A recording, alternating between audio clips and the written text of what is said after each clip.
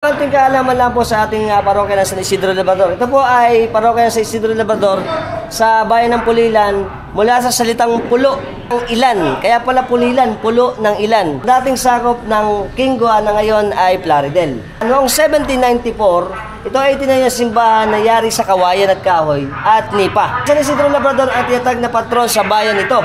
Ang unang kura parokya dito ay si Fray Vicente Villa Manso OSA, Agustinian. Taong 1810, ang pagtatayo ng mas malaking simbahan ay pinagtulong-tulungan ng mga Pulileño. Ngunit ito ay nasira ng isang malakas na lindol noong June 3, 1863. Muling ginawa ang simbahan na yari sa adobe, tisa at tatroso, na hanggang sa ngayon ay nakatayo na bahay dalanginan dito sa Pulilan. Ang pagtatalaga ng simbahan ay naganap noong February 7, 2013, kaugnay sa pagdiriwang at paggunita ng pribilehiyo ng Diocese ng Malolos. At sinasabing ang pista ng Kalabaw dito sa atin sa Pulilan ay isang katutubong tradisyon na ginagamit ng mga kasila upang mapadali ang kanilang pagtuturo ng Kristyanismo. Kasalukuyan, higit na isinasaayos ang pagdiriwang ng pistang bayan sa pamamagitan ng pagdaraos tuwing May 14 and 15, kabilang sa pangangaral kay San Isidro Labrador na ating patron. At syempre, patron ng mga magsasaka.